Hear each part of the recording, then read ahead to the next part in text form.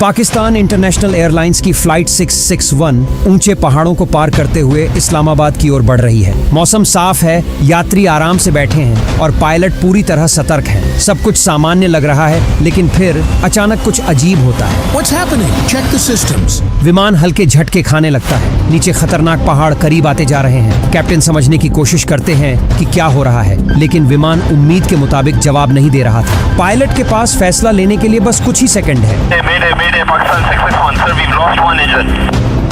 क्या वह हालात को संभाल पाएंगे या फिर यह उड़ान कुछ ही पलों में एक भयानक हादसे में बदलने वाली है? आइए जानते हैं। यह पाकिस्तान इंटरनेशनल एयरलाइंस फ्लाइट 661 की कहानी है।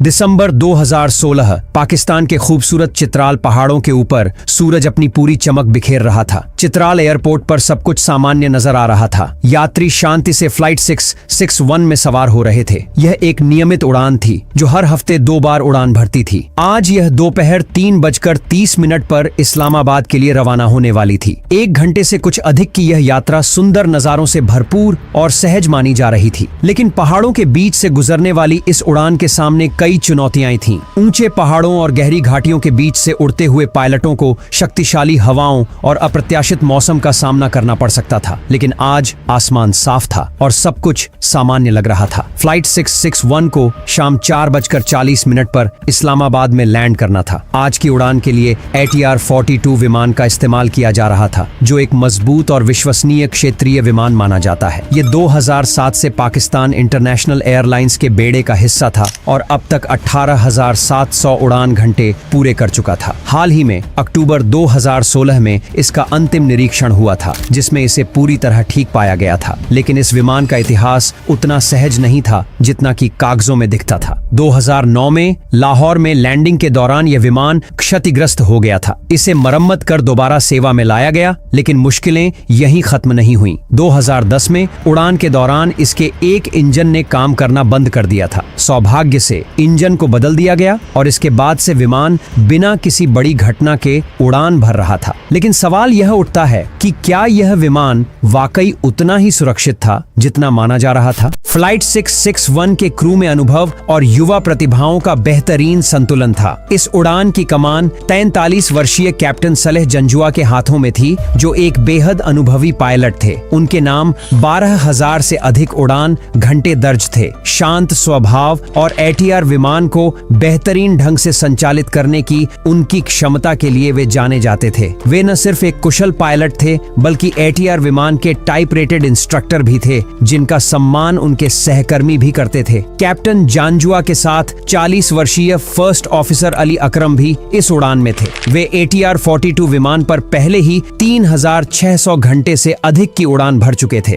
इस टीम में 26 वर्षीय ट्रेनी पायलट अहमद जांजुआ भी शामिल थे, जो 2014 से पाकिस्तान इंटरनेशनल एयरलाइंस से जुड़े हुए थे। ATR-42 विमान पर उनके 1,400 घंटे से अधिक की उड़ान पूरी हो चुकी थी। यह उनके लिए एक महत्वपूर्ण अवसर था, क्योंकि वे इस मार्ग से परिचित होने के लिए सीनियर क्रू की निगरानी में थे। यात्रियों की सुरक्षा और आराम सुनिश्चित करने के लिए फ्लाइट अटेंडेंट सादफ फारूक और अस्मा आदिल भी इस यात्रा का हिस्सा थीं। दोपहर 3:38 पर PIA फ्लाइट 661 ने चित्राल एयरपोर्ट के रनवे 20 से बिना किसी परेशानी के टेक ऑफ किया। विमान ने धीरे धीरे ऊंचाई पकड़नी शुरू की और साफ नीले आसमान में ऊपर बढ़ता गया। नीचे हिंदू कुश पर्वतमाला की ऊंची चोटियां धीरे धीरे धुंधली होती जा रही थीं। पायलट्स ने विमान को 13,500 फीट की ऊंचाई पर स्थिर कर दिया, जहां यह 186 नॉट्स यानी कि लगभग 344 किलोमीटर प्रति घंटा की गति से उड़ रहा था। इस विमान में कुल 42 यात्री सवार थे, जिनमें 2 नवजात शिशु भी शामिल थे। इनमें 39 पाकिस्तानी नागरिक थे, जबकि एक यात्री ऑस्ट्रिया, एक चीन और एक दक्षिण कोरिया से था। इस उड़ान में कुछ खास हस्तियां भी थीं, जैसे जुनैद जमशेद, जो एक लोकप्रिय गायक से इस्लामी उपदेशक बने थे,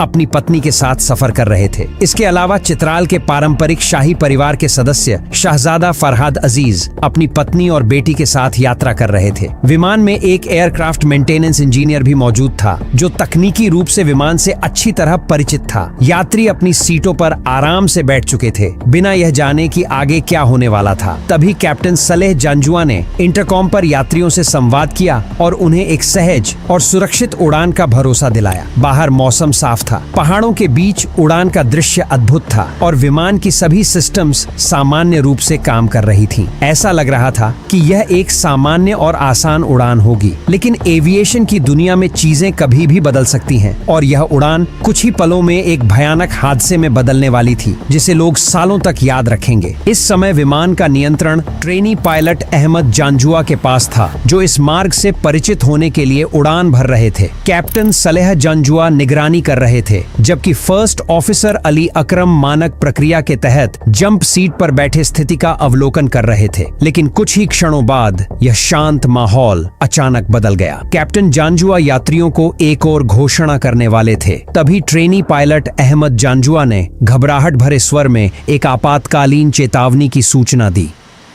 Dear passengers, I hope you're enjoying a smooth flight. Please sit back, relax, and enjoy the view as we approach Islamabad. The time is...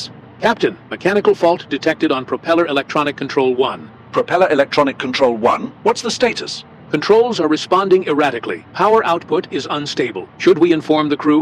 Not yet. Start troubleshooting. I'll contact air traffic control. Monitor it closely and report any changes immediately. आपकी जानकारी के लिए बता दें कि propeller electrical control system एक तरह से प्रोपेलर का रिमोट कंट्रोल होता है, जो उसकी स्पीड और एंगल को सही बनाए रखता है। इसे ऐसे समझो जैसे पंखे का रेगुलेटर। अगर रेगुलेटर सही से काम कर रहा है तो पंखे की स्पीड को अपनी जरूरत के हिसाब से तेज या धीमा किया जा सकता है, लेकिन अगर रेगुलेटर खराब हो जाए तो पंखा या तो बहुत तेज चलेगा, बहुत धीमा हो जाएगा या पूरी तरह रुक सकता है। इसी तरह अगर प्रोपेलर कंट्रोल सिस्टम खराब हो जाए तो प्रोपेलर यानी इन पंखों की स्पीड अनियंत्रित हो सकती है, जिससे विमान का संतुलन बिगड़ सकता है और उड़ान के दौरान परेशानी हो सकती है। अब धीरे धीरे कॉकपिट के माहौल में तनाव बढ़ने लगा था। अहमद जांजुआ, जो इस समय विमान उड़ा रहे थे, वे स्थिति की गंभीरता को समझ गए। ये पहली बार था जब उन्हें उड़ान के दौरान किसी गंभीर तकनीकी समस्या का सामना करना पड़ रहा था। नीचे विशाल पहाड़ फैले हुए थे, जो अब और भी भयावह लगने लगे थे, क्योंकि कॉकपिट में अनिश्चितता बढ़ रही थी। कैप्टन जांजुआ ने पूरी शांति से अहमद को मानक प्रक्रियाओं का पालन करने और समस्या को पहचानने के लिए कहा। फर्स्ट ऑफिसर अली अकरम लगातार स्थिति का अवलोकन कर रहे थे और जरूरत पड़ने पर मदद के लिए तैयार थे। विमान अपनी निर्धारित ऊंचाई पर उड़ान भर रहा था, जबकि उसके दोनों ओर खतरनाक पहाड़ी इलाका फैला हुआ था। अब क्रू को यह तय करना था कि वे इस उड़ान को जारी रखें या किसी आपातकालीन लैंडिंग का फैसला लें। हर कोई इस बात को समझ रहा था कि इस फैसले का असर सिर्फ यात्रियों की सुरक्षा पर ही नहीं, बल्कि उनके अपने करियर पर भी पड़ सकता है। यात्रियों को संबोधित करने के बाद कैप्टन जांजुआ ने अपनी पूरी ध्यान समस्या की ओर लगाया। उन्होंने क्रू से कहा कि वे चेकलिस्ट को ध्यान से पढ़ें, जो उड़ान के दौरान तकनीकी समस्याओं के समाधान के लिए एक स्टेप बाय स्टेप गाइड की तरह काम करती है। इसके साथ ही उन्होंने अहमद को निर्देश दिया कि वे तुरंत फ्लाइट इंजीनियर को कॉकपिट में बुलाएं, ताकि समस्या को जल्द से जल्द समझा और हल किया जा सके। क्रू ने तय प्रक्रियाओं के अनुसार प्रोपेलर इलेक्ट्रिकल कंट्रोल सिस्टम को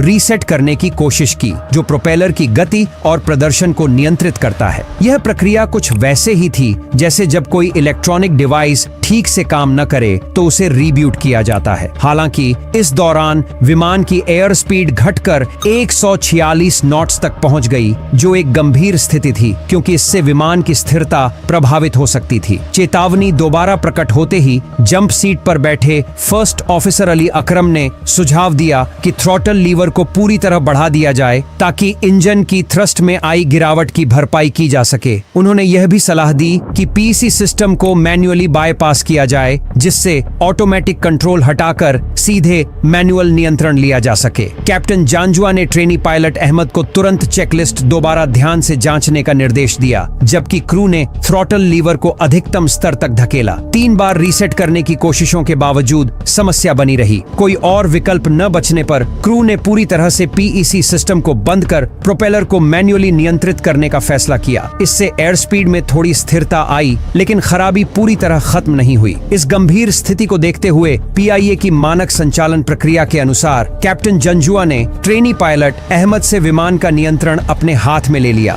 इस समय एक अनुभवी कप्तान का नियंत्रण में होना बेहद जरूरी था। फर्स्ट ऑफिसर अली अकरम भी तुरंत को पायलट सीट पर आ गए ताकि वे उड़ान के हर क्षण में कैप्टन की सहायता कर सकें। जैसे ही विमान अपने गंतव्य के करीब पहुंचा, कैप्टन जंजुआ ने चित्राल एयर ट्रैफिक कंट्रोल को सूचित किया कि वे इस्लामाबाद कंट्रोल से संपर्क स्थापित करने जा रहे हैं। चित्राल कंट्रोलर ने इस हैंडओवर को मंजूरी दी और क्रू को निर्देश दिया कि वे इस्लामाबाद कंट्रोल से सफलतापूर्वक संपर्क होने की पुष्टि करें। कुछ देर बाद पायलट्स ने इंजन से एक असामान्य आवाज सुनी, जिससे संकेत मिला कि कुछ गंभीर समस्या थी। उन्होंने देखा कि बाईं इंजन का टॉर्क अचानक 75% से गिरकर 0% हो गया, जिसका मतलब था कि लेफ्ट इंजन पूरी तरह से फेल हो चुका था। उसी समय लेफ्ट प्रोपेलर ने नियंत्रण खो दिया और 102% की गति तक पहुंच गया, जो सुरक्षित सीमा से काफी अधिक था। इस खराबी का सीधा असर विमान की उड़ान पर पड़ा। एयर स्पीड घटकर 154 नॉट्स रह गई और असमान इंजन शक्ति के कारण विमान बाईं ओर झुकने लगा। स्थिति की गंभीरता को भांपते हुए कैप्टन ने क्रू को इंजन फेल होने की सूचना दी और इमरजेंसी प्रोसीजर्स शुरू की। उन्होंने इंजन फेदरिंग करने की कोशिश की। इस प्रक्रिया में प्रोपेलर के ब्लेड्स का एंगल बदल दिया जाता है, जिससे हवा में कम प्रतिरोध पैदा होता है। साथ ही फेल हुए इंजन को बंद कर दिया जाता है ताकि वह हवा के सामने ज्यादा रुकावट न डाले और विमान को नियंत्रण में रखा जा सके। इंजन फेदरिंग से विमान को कुछ स्थिरता मिली और एयर स्पीड का गिरना धीमा हुआ। हालांकि बाएं प्रोपेलर की गति घटकर 25% हो गई, लेकिन यह अब भी चिंता का विषय था। क्रू को एहसास हुआ कि हालात कुछ हद तक सुधरे हैं, लेकिन समस्या अभी भी पूरी तरह नियंत्रण में नहीं था। शुरुआत में बाईं प्रोपेलर की गति 25% से कम थी, लेकिन कुछ ही सेकंड में यह तेजी से बढ़ने लगी। सिर्फ 26 सेकंड में यह 50% तक पहुंच गई और इससे पहले कि क्रू कोई प्रतिक्रिया दे पाता, 8 सेकंड के भीतर यह 120 से 125% तक पहुंच गई। इस अचानक बढ़ी हुई गति के कारण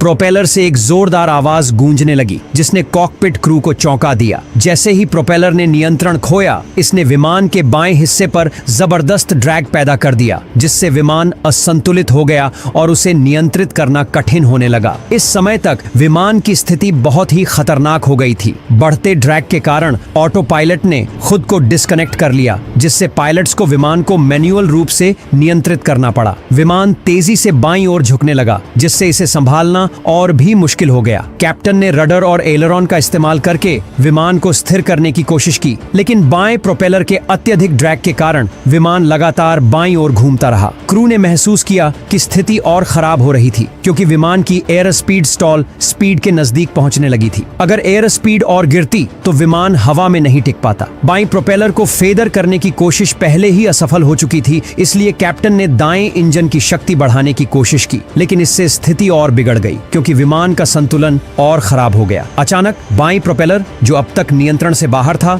धीमा हो गया, जिससे ड्रैग में भारी कमी आई। लेकिन इस बदलाव के बाद विमान तेजी से दाईं ओर झुकने लगा। अगले ही पल विमान ने बैरल रोल किया और महज 24 सेकंड में 5100 फीट नीचे गिर गया। विमान का राइट विंग सीधा नीचे की ओर था, जिससे क्रू और यात्रियों में घबराहट फैल गई। क्रू ने पूरी कोशिश की और एलरॉन का उपयोग करते हुए विमान को नियंत्रित किया और अंततः स्थिति को स्थिर किया। हालांकि यह एक बड़ी दुर्घटना को टालने का एक बहुत ही कठिन संघर्ष था। कॉकपिट के अंदर तनाव चरम पर था और क्रू सदमे में थे। वे समझ नहीं पा रहे थे कि आखिर यह सब गलत कैसे हुआ। फर्स्ट ऑफिसर यह सोच रहे थे कि क्या इंजन में कोई समस्या हो सकती है, जबकि बाकी क्रू सदस्य उस अराजकता को समझने और उसे नियंत्रित करने की कोशिश कर रहे थे, जिसे उन्होंने अभी अभी अनुभव किया था। हालांकि बाएं प्रोपेलर की गति धीमी हो गई थी, लेकिन उसके कम ब्लेड एंगल के कारण वह अब भी ड्रैग बना रहा था। पावर लीवर बढ़ाकर थ्रस्ट बढ़ाने की कोशिशें भी विफल हो गईं और एयर स्पीड लगातार गिरती जा रही थी। क्रू के पास अब बहुत कम विकल्प रह गए थे और स्थिति गंभीर होती जा रही थी। विमान की स्थिति तेजी से बिगड़ रही थी। एयर स्पीड घटने के साथ साथ क्रू को समझ में आ गया था कि अगर वे इसी तरह से उतरते रहे तो इस्लामाबाद तक नहीं पहुंच पाएंगे। इसीलिए क्रू ने विमान को धीरे धीरे नीचे उतारने का निर्णय लिया। लेकिन जैसे ही वे जमीन के करीब पहुंचे, उनके प्रयासों के बावजूद उतराई धीमी नहीं हो पा रही थी और एयर स्पीड भी घटती जा रही थी। ट्रेनी फर्स्ट ऑफिसर, जो अचानक ऊंचाई खोने के बारे में चिंतित थे, बार बार क्रू को तेज मोड़ों से बचने की सलाह दे रहे थे और 5200 फीट की ऊंचाई बनाए रखने को कह रहे थे। कैप्टन ने इस सलाह को ध्यान में रखते हुए उतराई की दर कम करने की कोशिश की, जिसके कारण स्टिक शेकर सक्रिय हो गया, जिससे यह संकेत मिला कि विमान के नियंत्रण से बाहर होने का खतरा है। स्थिति की गंभीरता को देखते हुए क्रू ने मेडे की घोषणा की। 661 report altitude. Mayday, Pakistan 661. Sir, we've lost one engine. Roger, Pakistan 661. This is Islamabad approach. You can set course directly for overhead Romeo November. Your last position observed was 33 miles northwest of Islamabad, heading east. Setting direct course for Romeo November, Pakistan 661. जैसे जैसे विमान नीचे उतर रहा था, captain ने सामने एक पर्वत को देखा और उससे बचने के लिए तेज दाएं मुड़ने की कोशिश की। लेकिन एयर स्पीड घटती जा रही थी और कॉकपिट में जोरदार स्टॉल चेतावनियां गूंजने लगी। कैप्टन के सभी प्रयासों के बावजूद विमान फिर से बाईं ओर खिसकने लगा। अब उनकी एयर स्पीड 156 नॉट्स तक गिर चुकी थी और ऊंचाई भी खतरनाक रूप से घटकर केवल 5280 फीट रह गई थी, जो नीचे मौजूद पहाड़ों से सिर्फ थोड़ा ऊपर था। विमान जब पहाड़ों के पास पहुंचा तो कैप्टन ने इसे स्थिर रखने के लिए पूरी कोशिश की, लेकिन बाएं पंख से अत्यधिक ड्रैग उत्पन्न हो रहा था, जिससे विमान को नियंत्रित करना मुश्किल हो गया। विमान की गति लगातार घटने लगी और ऊंचाई बनाए रखना और भी कठिन हो गया। जब विमान जमीन से केवल 850 फीट ऊपर था, बायां पंख पूरी तरह से अस्थिर हो गया और विमान एकदम बाएं मुड़ने लगा। इसके बाद विमान अचानक निचले स्तर पर गिरने लगा और 138 नॉट्स की गति से पहाड़ से टकरा गया। टक्कर के बाद विमान पूरी तरह से टूटकर बिखर गया। यह हादसा स्थानीय समय के अनुसार 4:15 पर हुआ और मलबा पाकिस्तान ऑर्डिनेंस फैक्ट्री के पास हेवलियन, खैबर पख्तूनख्वा में एक पहाड़ी के किनारे पाया गया। मलबा 2 किलोमीटर के इलाके में फैल गया। दुख की बात यह है कि विमान में सवार सभी 47 लोग इस दुर्घटना में अपनी जान गंवा बैठे। ये PIA का 7वां बड़ा हादसा था और इससे पहले 2006 में एक और घातक दुर्घटना हुई थी, जिसमें 45 लोगों की जान गई थी। यह दुर्घटना इंटरनेशनल सिविल एविएशन डे पर हुई, जो विमानन के खतरों का एक गंभीर और दुखद संकेत बन गई। PIA फ्लाइट 661 के इस हादसे ने पूरे देश को गहरे शोक में डुबो दिया। विमान पहाड़ से टकराने के बाद आग और धुएं में जलने लगा। बचाव कार्य बहुत ही कठिन था, क्योंकि यह स्थान एकदम दूर दराज था। सैनिकों और हेलीकॉप्टरों ने गांव वालों के साथ मिलकर बचाव कार्य किया। दिन के अंत तक सभी 47 शवों को बरामद कर लिया गया और उन्हें इस्लामाबाद भेजा गया, जहां DNA टेस्ट से उनकी पहचान की गई। यह हादसा विशेष रूप से चित्राल के लोगों के लिए बहुत बड़ा आघात था,